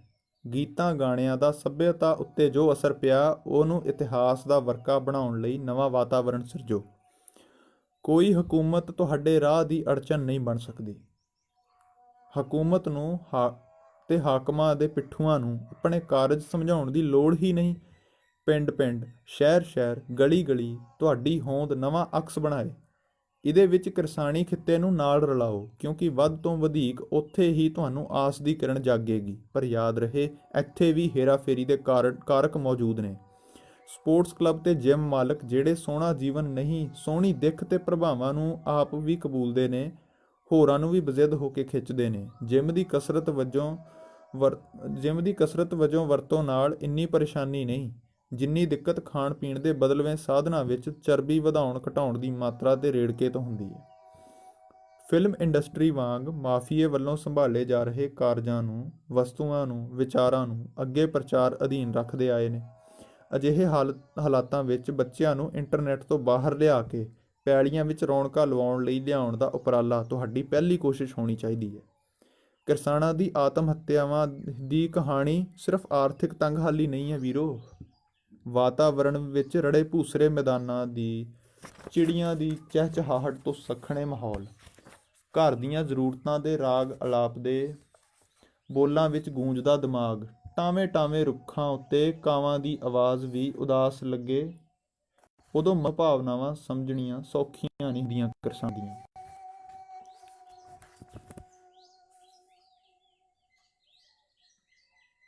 ਘਰਾਂ ਦਾ ਮਾਹੌਲ ਅਣਸੁਖਾਵਾਂ ਹੈ। ਇਹ ਗੱਲ ਮੈਂ ਨਿੱਜੀ ਤਜਰਬੇ ਵਜੋਂ ਵੀ ਕਹਿ ਰਿਹਾ ਹਾਂ ਕਿ ਕਿਸਾਨੀ ਦੇ ਮੁਨਾਫੇ ਵਿੱਚ ਖੱਟਿਆ ਸੀ ਦਾਨੇ ਮਿਲਕੇ ਜ਼ਮੀਨ ਤੇ ਘਰ ਦਾ ਮੁਖਤਿਆਰਨਾਮਾ, ਪਰ ਜਦੋਂ ਛੱਡਿਆ ਤਾਂ ਕਦੇ ਪਛਾਣ ਨਹੀਂ ਮੁੜ ਦੇਖਿਆ। ਜ਼ਮੀਨ ਅੱਜ ਵੀ ਸਾਡੇ ਨਾਵੇਂ ਕਰਤਾਰੇ ਤਾਏ ਕਰਕੇ ਵੱਜਦੀ ਹੋਏਗੀ, ਪਰ ਜਿੱਥੇ ਤੁਸੀਂ ਅੱਜ ਬੈਠੇ ਹੋ ਬੋਲਾਂਪੁਰ ਵਿੱਚ, ਅਸੀਂ ਇੱਕ ਪੈਰ ਜਿੰਨੀ ਧਰਤ ਉੱਤੇ ਵੀ ਦਾਵਾ ਨਹੀਂ ਧਰਿਆ। ਖੇਤੀ ਦੀ ਆਮਦਨੀ ਨਾਲ ਹੀ ਖੇਤੀ ਕੀਤੀ। ਭਲਾ ਪੁੱਛਣ ਨੂੰ ਸਵਾਲ ਤਾਂ ਪੁੱਛਦੇ ਹੀ ਸੀ ਕਿ ਪਾਲੀ ਅੱਗੇ ਦੀ ਪੜ੍ਹਾਈ ਕਿਉਂ ਨਹੀਂ ਕਰ ਰਿਹਾ, ਪਰ ਇਹਨਾਂ ਪੈਲੀਆਂ ਨੂੰ ਪੁੱਛਿਓ ਜਿੱਥੇ ਮੇਰੀਆਂ ਲਿਖੀਆਂ ਹਰਫੀਆਂ ਦੇ ਅੱਖਰ ਰਲ ਗਏ। ਕਦੇ ਬਾਪੂ ਦੇ ਚਿਹਰੇ ਤੇ ਸ਼ਿਕਨ ਨਹੀਂ ਆਉਣ ਦਿੱਤੀ। ਮੌਤ ਜਿੰਨੀ ਚੁੱਪ ਦੇਣੀ ਬਹੁਤ ਦੂਰ ਦੀ ਗੱਲ ਹੈ, ਪਰ ਬਾਕੀ ਕਿਸਾਨਾਂ ਨਾਲ ਇਉਂ ਨਹੀਂ ਵਾਪਰਦਾ। ਉਹ ਤੇ ਆਪਣੇ ਹੱਥ ਵੱਢ ਚੁੱਕੇ ਨੇ ਕਰਜ਼ਿਆਂ ਦੇ ਸੂਦ ਨਾਲ। ਧੌਣ ਵਲੇਵੇਂ 'ਚ ਆਈ ਹੁੰਦੀ ਹੈ ਔਲਾਦ ਹੱਥ, ਆਖੇ ਬਾਪੂ ਮੈਥੋਂ ਖੇਤੀ ਨਹੀਂ ਕੀਤੀ ਜਾਣੀ, ਮੈਂ ਵੱਡੇ ਕਾਲਜ ਵਿੱਚ ਦਾਖਲਾ ਲੈਣਾ ਹੈ, ਫੀਸ ਦਾ ਇੰਤਜ਼ਾਮ ਕਰਕੇ ਦਿਓ। ਸੱਥਾਂ ਵਿੱਚ ਮੰਡੀਰ ਕੋਲੇ ਕਦੇ ਵੀ ਪੈਸਾ, ਗੱਡੀ, ਮਹਿੰਗੇ ਮੋਬਾਈਲ, ਸਾਧਨ ਤੇ ਕੁੜੀਆਂ ਦੇ ਜ਼ਿਕਰ ਤੋਂ ਇਲਾਵਾ ਕੋਈ ਜ਼ਿਕਰ ਨਹੀਂ ਮਿਲਿਆ। ਠੀਕ ਦੂਜੇ ਪਾਸੇ ਜਿਹੜੇ ਦਾਅਵੇਦਾਰੀ ਕਰਦੇ ਨੇ ਕਿ ਧਰਮ ਅਸਥਾਨਾਂ ਉੱਤੇ ਭੇਜੋ, ਨੌਜਵਾਨੀ ਗਲਤ ਰਾਹੋਂ ਬਚ ਜਾਏਗੀ, ਉੱਥੇ ਬਚਣਾ ਤਾਂ ਇੱਕ ਪਾਸੇ ਰਿਹਾ, ਉਹਨਾਂ ਦੇ ਲੋੜੀਂਦੇ ਸਾਧਨ ਹਾਜ਼ਰ ਹੋਏ ਮਿਲਦੇ ਨੇ। ਇੱਥੋਂ ਸੰਭਲਣਾ ਸੰਭਾਲਣਾ ਬਹੁਤ ਜ਼ਰੂਰੀ ਹੈ। ਕਦੇ ਵੀ ਇਹ ਵਹਿਮ ਮਨ ਵਿੱਚ ਨਹੀਂ ਰੱਖਿਆ ਕਿ ਮੈਂ ਧਰਮ ਅਦਾਰਿਆਂ ਨੂੰ ਸੱਚ ਦੀ ਆਵਾਜ਼ ਦੇਣੀ ਸਰਕਾਰ ਵੰਗਾਰਨ ਤੋਂ ਘੱਟ ਹੈ, ਬਲਕਿ ਸਰਕਾਰਾਂ ਨੂੰ ਤੋਂ ਵੱਧ ਗੋਡਿਆਂ ਥੱਲੇ ਫਿਰਕਿਆਂ ਨੇ ਲਿਆ ਹੋਇਆ। ਤੁਹਾਡੇ ਵਾਸਤੇ ਸਾਹਮਣੇ ਨੇ ਹਾਲਾਤ, ਪਰ ਰਾਤ ਵੀ ਭਿਆਨਕ ਹੈ ਅਗਿਆਨਤਾ ਦੀ। ਜਿਸ ਕੋਲ ਤੌਫੀਕ ਹੈ ਉਸ ਉੱਤੇ ਜ਼ਹਿਰੀ ਸਮਾਜ ਦੀ ਨਜ਼ਰ ਹਮੇਸ਼ਾ ਬਣੀ ਰਹੀ ਹੈ। ਕਿਤੇ ਖੜਾ ਵੀ ਨਹੀਂ ਹੋ ਸਕਦੇ। ਖੜਨਾ ਹੈ ਤਾਂ ਆਪਣੇ ਲਈ ਜਿਉਣਾ ਸਿੱਖੋ। ਇਹ ਵਕਤੀ ਨਹੀਂ, ਸਥਾਈ ਤੌਰ ਤੇ ਤਿਆਰ ਹੋਵੋ। ਪ੍ਰਾਪਤੀ ਦੋਹਰੀ ਪਾਓਗੇ। ਪਹਿਲੀ ਪ੍ਰਾਪਤੀ ਕਿ ਬੱਚਿਆਂ ਨੇ ਜਦੋਂ ਜਵਾਨੀ ਵੱਲ ਚੜ੍ਹਨਾ ਹੈ, ਉਦੋਂ ਅੱਜ ਵਾਲੀਆਂ ਵੰਗਾਰਾਂ ਘਟ ਜਾਣਗੀਆਂ। ਦੂਜੀ ਪ੍ਰਾਪਤੀ ਸਾਡੇ ਬਾਬਿਆਂ ਹੱਥ ਵੀ ਆਸ ਉਮੀਦ ਜਾਗੇਗੀ ਕਿ ਜਿਉਣਾ ਜ਼ਰੂਰੀ ਹੈ। ਆਖਰ ਭੁੱਖ ਨੰਗ ਤੋਂ ਜ਼ਿਆਦਾ ਮਾੜੀ ਅਗਿਆਨਤਾ ਹੁੰਦੀ ਹੈ। ਸਾਡੀਆਂ ਕਮਜ਼ੋਰੀਆਂ ਜ਼ਿਆਦਾ ਨਹੀਂ ਨੇ, ਪਰ ਸਾਡੀਆਂ ਨਲਾਇਕੀਆਂ ਨੇ ਸਾਨੂੰ ਪਿੱਛੇ ਧੱਕਿਆ ਹੋਇਆ। ਇੰਨਾ ਕੁ ਅਹਿਸਾਸ ਜ਼ਰੂਰ ਕਾਇਮ ਰੱਖਣਾ ਕਿ ਅਸੀਂ ਪਛਤਾਵੇ ਦੇ ਹੱਕਦਾਰ ਨਹੀਂ ਹਾਂ। ਇਸ ਧਰਤੀ ਉੱਤੇ ਆਏ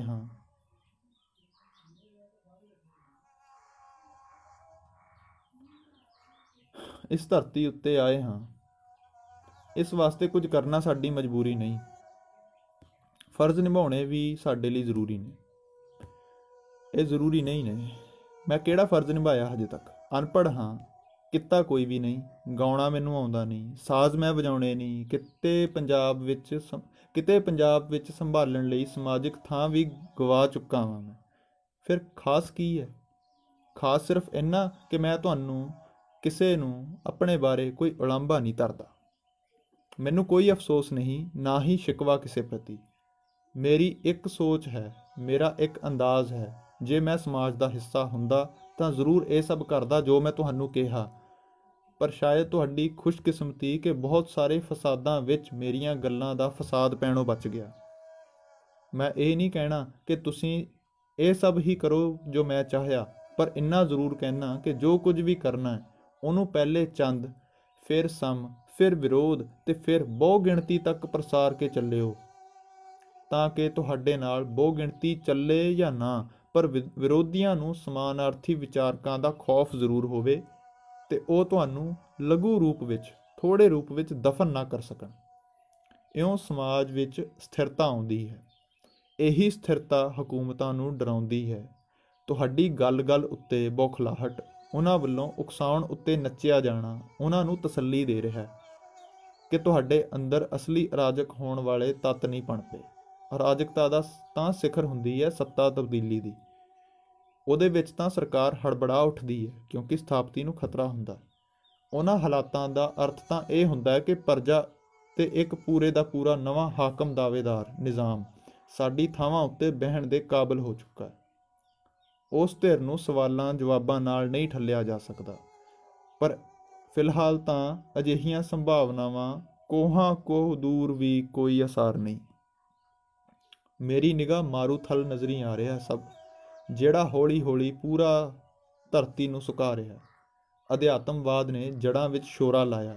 ਨਾਨਕਵਾਦ ਇਹਨਾਂ ਨੂੰ ਬਚਾਉਣ ਦੀ ਕੋਸ਼ਿਸ਼ ਤਾਂ ਕਰ ਰਿਹਾ, ਪਰ ਅਫਸੋਸ ਹਾਲੇ ਕਲਾ ਕਲੇਸ਼ ਅੰਦਰ ਕੁਝ ਵੀ ਸੁਰਖ ਸੰਭਾਵਨਾ ਨਹੀਂ।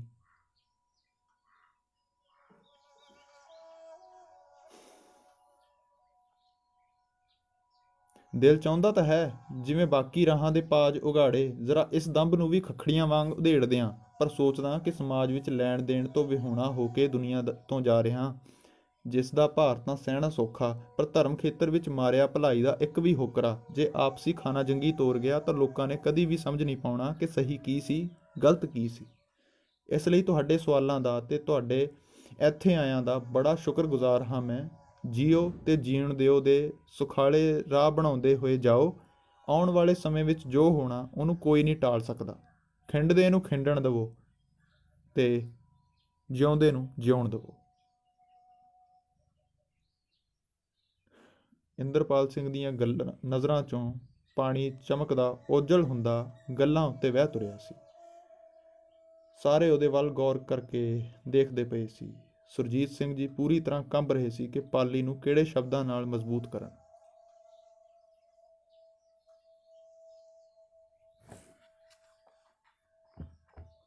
ਇਹ ਮਜ਼ਬੂਤੀ ਆਵੇ ਜਾਂ ਨਾ, ਪਰ ਇਹਨਾਂ ਗੱਲਾਂ ਉੱਤੇ ਗੌਰ ਕਰਨੀ ਬਣਦੀ ਹੈ। ਇਹਨਾਂ ਗੱਲਾਂ ਉੱਤੇ ਹੀ ਸਿਫਰਨਾਮਾ ਟਿਕਿਆ। ਇਹਨਾਂ ਗੱਲਾਂ ਨੇ ਹੀ ਕਦੇ ਵਜੂਦ ਧਾਰਨ ਕਰਨਾ ਹੈ ਤੇ ਸ਼ਾਇਦ ਕੁਛ ਨਵਾਂ ਵੀ ਸਿਰਜੇਗਾ। ਉਡੀਕ ਕਰਾਂਗੇ ਕਿ ਅਗਲੇ ਐਪੀਸੋਡ ਵਿੱਚ ਕੀ ਹੁੰਦਾ। ਇਹ ਵੀ ਆਸ ਰੱਖਾਂਗੇ ਕਿ ਕੋਈ ਚੰਗਾ ਹੀ ਤੱਥ ਬਾਹਰ ਆਏ, ਪਰ ਮਾੜੇ ਤੱਥ ਦੀ ਵੀ ਕੀ ਕਹਾਣੀ ਹੋਏਗੀ, ਇਸ ਦੀ ਸੰਭਾਵਨਾਵਾਂ ਨਾਲ ਲੈ ਕੇ ਚੱਲਿਓ। ਮਿਲਦੇ ਹਾਂ ਅਗਲੇ ਐਪੀਸੋਡ ਵਿੱਚ। ਸੁਣਦੇ ਰਹੋ ਸਿਫਰਨਾਮਾ।